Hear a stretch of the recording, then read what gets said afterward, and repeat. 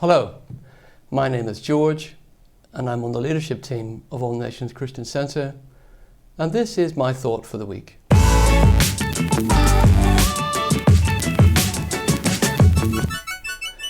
We are at the beginning of August in 2023, and on the other side of the world we have the Women's World Cup in Australia and New Zealand. Apparently one of the biggest World Cups in the women's game that we have ever seen. Sadly today I'm desk bound, but I've got my ball so I could be ready to go at a moment's notice if they want me. Maybe I'm the wrong gender, but who cares, eh? We'll see if I can play that game. One of the things that it got me thinking about is that those players down there will be focused on one thing, and that's scoring goals, because that's how they win games, by scoring more goals than other people, other teams. And it got me thinking about what goals I have set for myself, or what goals we have set for ourselves in our lives. You know, maybe about losing a bit of weight. You know, we can all do with losing a bit of weight. Maybe it's about eating more healthily, or taking more exercise, or picking up with people that we haven't spoken to for a very long time. Maybe we need to find those goals again, reimagine those goals, reinvigorate those goals, try and find ways of rekindling those goals in our lives. And then of course there are spiritual goals. What spiritual goals are we setting for ourselves? Maybe we did set some goals in the past and maybe we've just neglected them, you know, like an old set of goalposts that are rusting away and not really being used.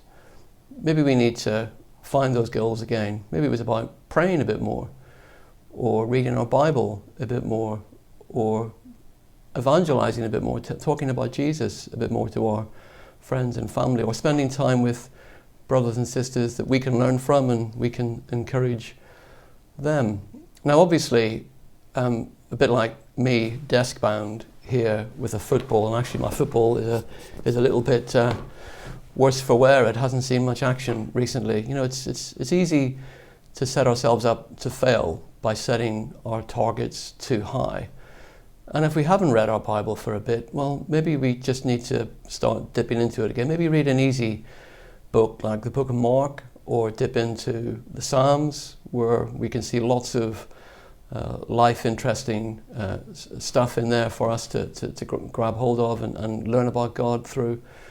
And if we haven't prayed for a while, you know, don't try and pull an all-nighter in prayer, because that's going to cause you to fail.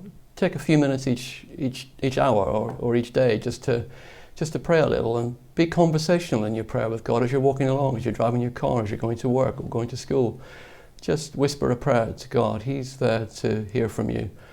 And you know, in terms of evangelism, don't think about trying to stand up in front of an auditorium with 1,000 people. Just talk to somebody at the bus stop, or on the train, or in the office, or over a cup of tea. Just talk about what you've been doing in church and use that naturally to create opportunities for you to spread the gospel. But it's important that we set some goals for ourselves, and not to be frightened of setting goals, because we need to remember what the Apostle Paul told us in Philippians chapter 4, that we can do all things through Christ who strengthens us. So if we set our goals in a God-given way, He's going to be there with us to ensure that we succeed. And the one goal that I think we should all be focusing on is the one which we read in 2 Corinthians 5, and that is, make it our goal to please Him. Make it our goal to please Jesus. In whatever we do today or this week, let's make it our goal to please Jesus. God bless you.